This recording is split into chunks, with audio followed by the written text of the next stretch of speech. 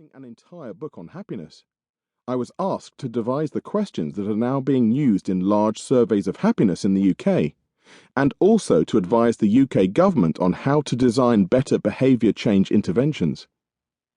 I am now increasingly being asked to advise charities, multinational companies, and other governments about how they can improve happiness and influence behaviour.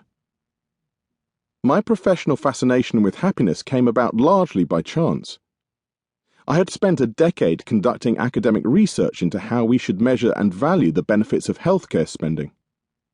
This work was recognised with a Philip Leverhulme Prize in 2002 for my contribution to health economics, which meant that I could take some time out from teaching at the University of Sheffield and attend a few conferences.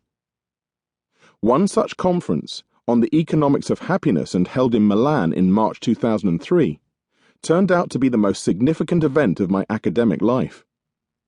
On the way to the conference dinner, I sat next to a man who introduced himself as Danny Kahneman. I knew exactly who he was. As many of you know too, Danny is a psychologist who won the Nobel Prize in Economic Sciences in 2002. He has subsequently written Thinking, Fast and Slow, which is a brilliant book about human behaviour and decision-making. Danny was immediately engaging and interested to hear about what I was working on. After a few minutes, he said, "Why not come to Princeton, where he worked, and we can work together?" I thought about that for about a nanosecond and said, "Yes, please." Beyond being one of the nicest people I have ever met, Danny is my intellectual hero. In fact, that whole conference was pretty life-changing as I also met Richard Layard, one of the most famous happiness researchers in the world and author of Happiness, Lessons from a New Science. Richard was instrumental in my move to the London School of Economics in 2010. Since meeting Danny and Richard, I have been conducting research into happiness and its causes. Sometimes this has involved analysing existing data sets. Other times it requires me to gather my own data.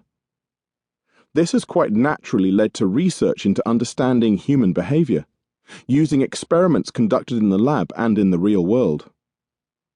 A large part of how you feel is determined by what you do. What you do is largely motivated by the expected impact on your happiness. And happiness is the feedback you receive about the impact of what you do. You can see how it's all very cyclical.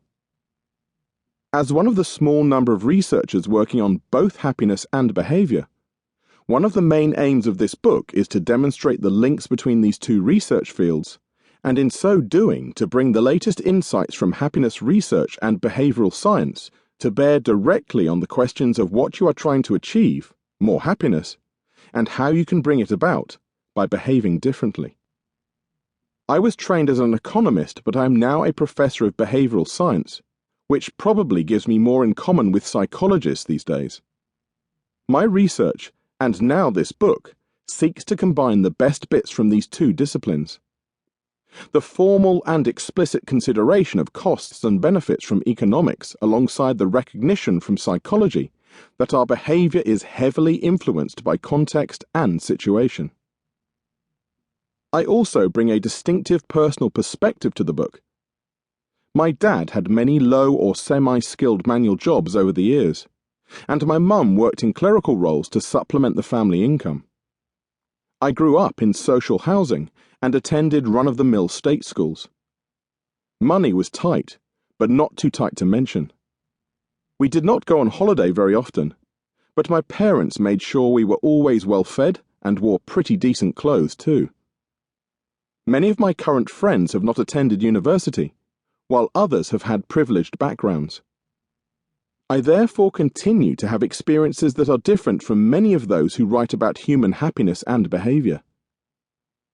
A good understanding of the academic research matters, but so too does a little knowledge of the complexities and quirks of the real lives of people from a range of different backgrounds.